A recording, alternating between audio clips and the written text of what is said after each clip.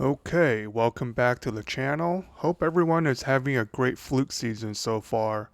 Based on my own trips and people I talk to, things are certainly off to a promising start this year, at least compared to last year. So every now and then I force myself to make a kayak trip for fluke, even though it's no longer my focus in this fishery. I do this mainly because I'm still seeing a lot of kayak fluking malpractice on YouTube that needs to be corrected, in my opinion.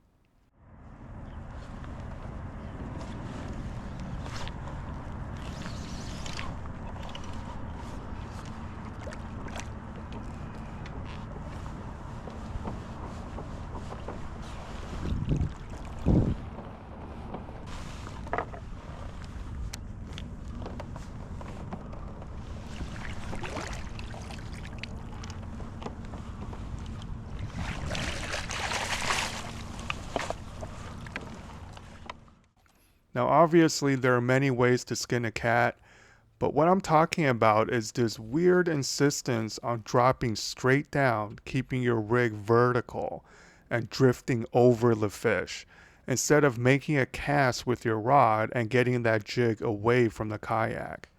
That is, by the way, what a rod and reel is for, casting. In any case, this video mainly revolves around pedal-driven kayaks, but it also applies to regular paddle kayaks and boats. If you're fishing relatively shallow, less than 30-35 feet, there is no reason to drag your presentation behind the drift or try to stay vertical. So here we're working this channel edge, very classic structure when fluke fishing in the back. And I'm using my pedals against the current to basically spot lock myself in place, while casting up current and slightly fan casting around to hit shallower and deeper targets along the drop off. You'll notice that I keep glancing at my head unit. I'm looking at my GPS reading to keep pretty much stationary, and also adjusting my rudder to keep my bow pointed straight. We're fishing roughly that 12 to 18 foot section of the channel, and instead of drifting for hundreds of yards, this time of year, if you find a couple of bites, these fish could be stacked up like pancakes. So you really want to take advantage of your pedal kayak, or if you have a boat doing very short drifts, to keep on top of that patch of fish and just milk it for all it's worth. I don't think I moved more than 100 yards this entire trip.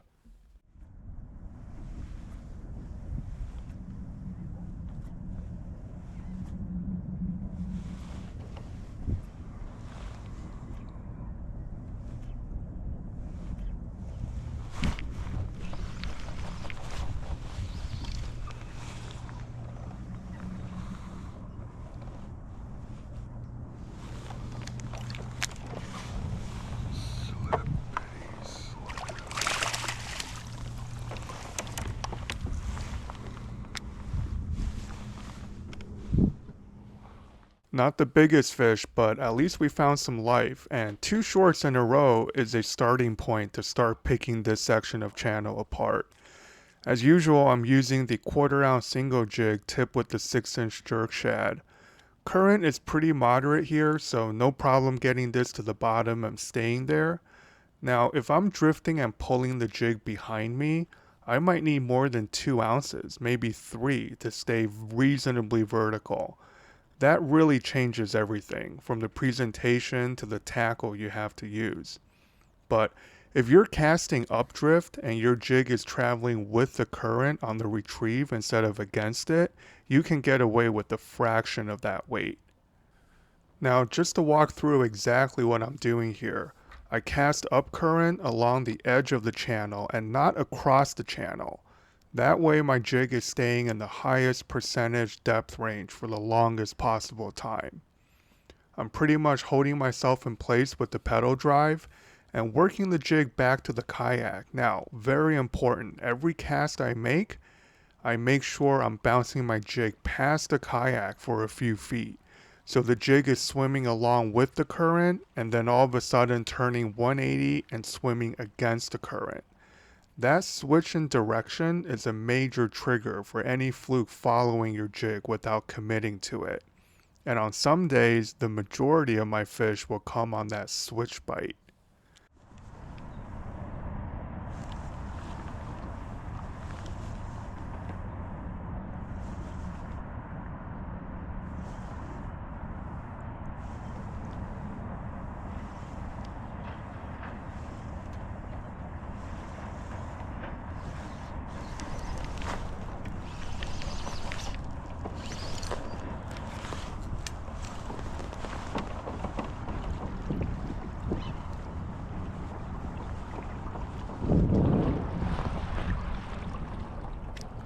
Whoa.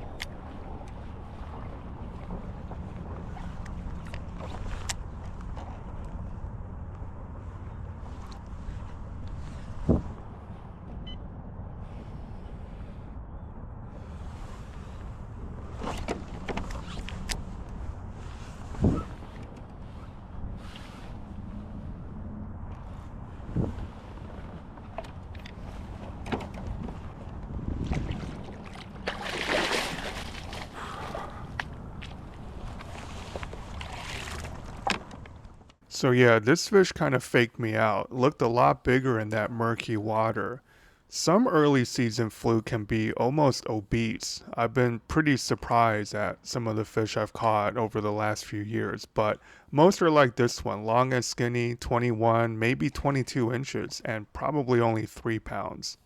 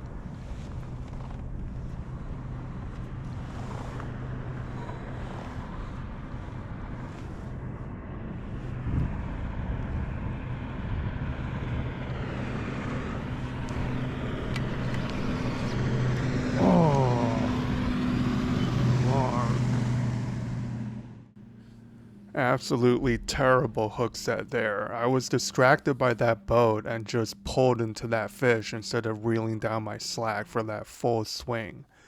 Now, one thing about fishing in and near channels on a kayak, keep your head on a swivel and never assume boaters can see you. But after dropping that fish, let's talk briefly about boat positioning in relation to your hook sets.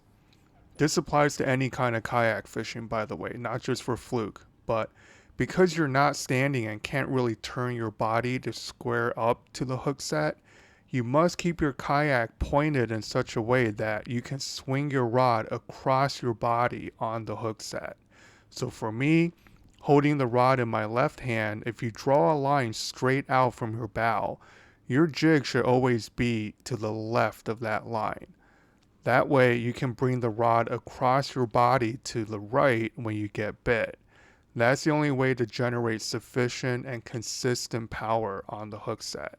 It doesn't always work out that way, but that's the goal. If you get turned around, then you do the best you can. But try to keep this in mind because dropping fish is terrible.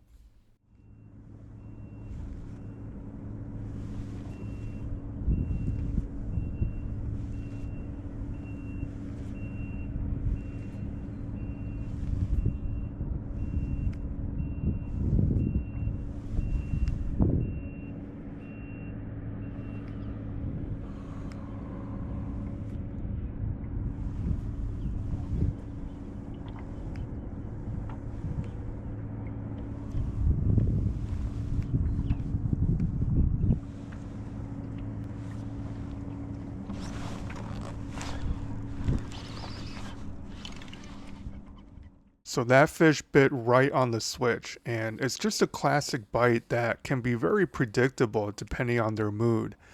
Sometimes they can follow your jig forever without biting unless you do something to trigger that reaction strike, and in this case it's the jig turning around and bouncing towards their face.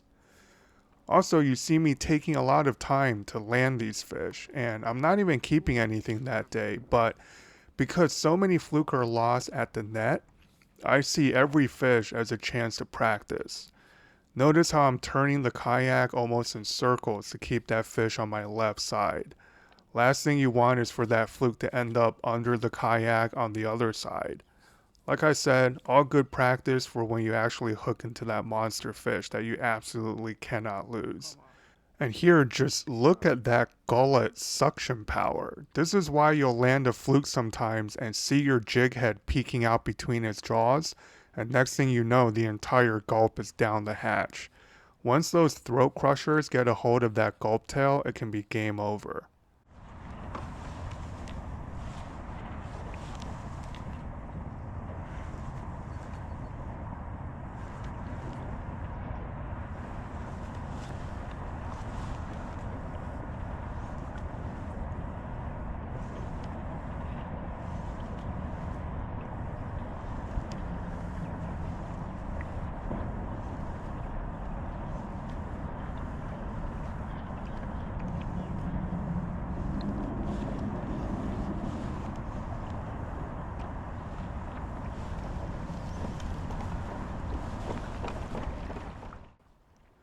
So basically, the way I cover water in this scenario is pedal up current roughly half the length of my previous cast, checking my mapping and sonar to confirm I'm in the right depth zone, and repeat.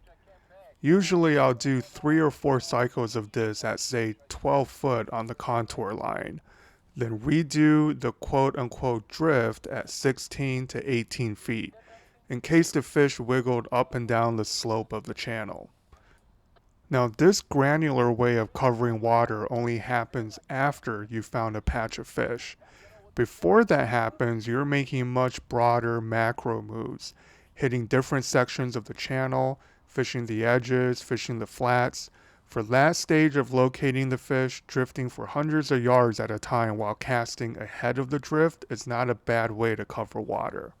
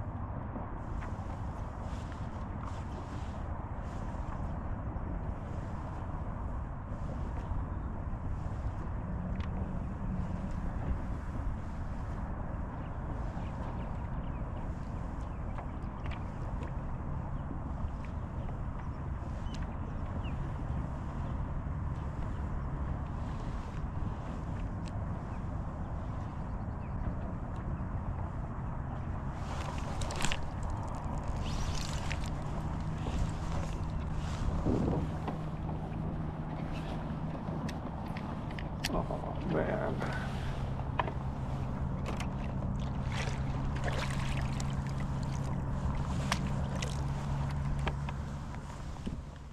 Yup, another fish on the switch bite. This one unfortunately got nabbed in the eyeball from the inside.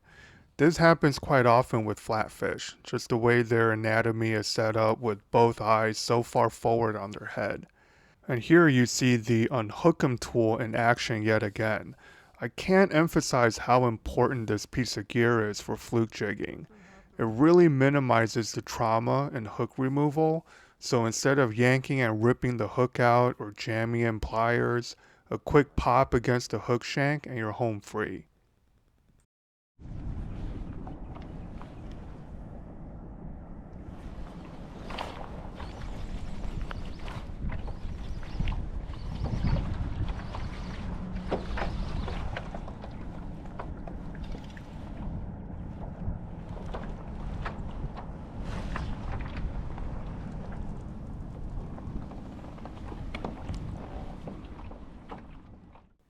So there you saw me bring that fish from the right side to the left side of the kayak, but doing it smoothly, keeping that fish at least a couple of feet under the surface. You'll always have more control over the fish on the side you're actually holding the rod. You'll have a larger range of motion to maneuver the rod around, change direction, and lead the fish into the net.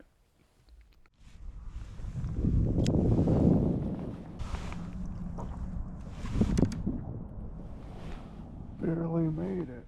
Okay, quick housekeeping note. I started a blog on my website, cookingandfishing.com, so go check that out.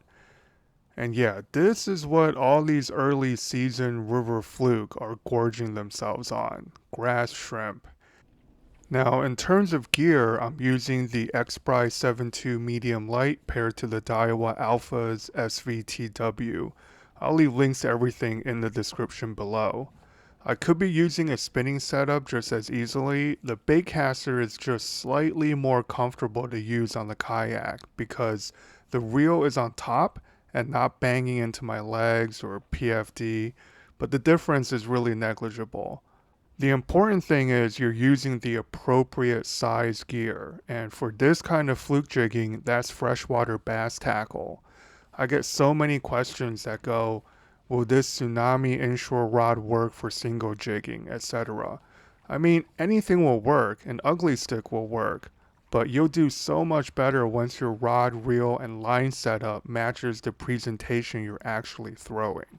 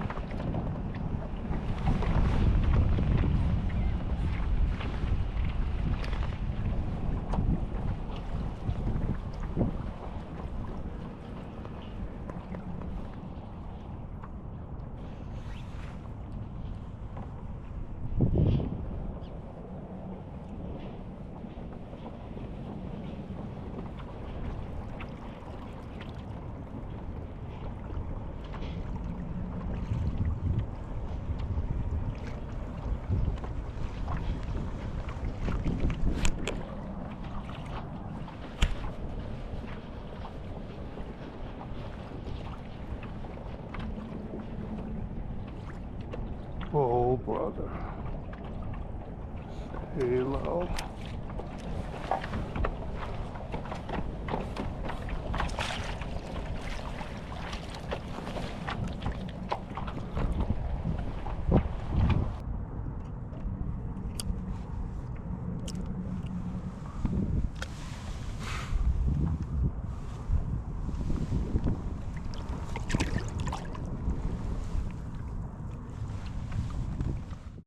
Okay, here I'm threading on a blade, and if you're wondering why I waited this long to use these, I literally just found this single OG silver blade at the bottom of my tackle box.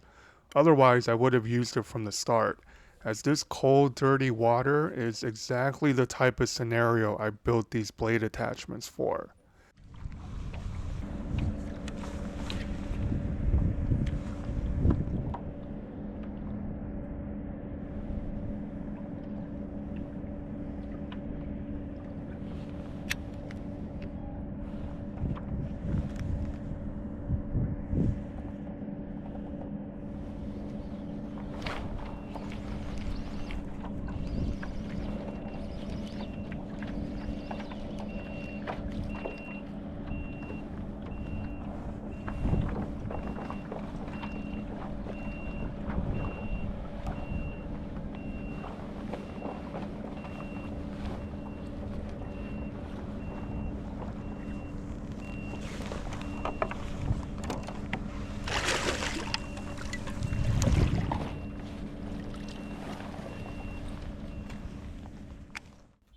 Okay, this is the last fish of the day. I'm measuring this one to see if Lee wanted to take something home.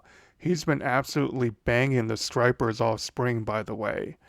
And so far this year, you guys have seen me put out a jerkbait, crankbait, shore single jig, and now kayak jigging video. I'm trying my best to mix things up on the channel while staying focused on Fluke, at least during the Fluke season.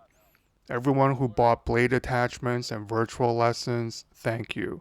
I'll try to keep everything in stock as best I can, but I've decided long ago not to outsource anything so I can keep a tight QC on every pack of blades that go out.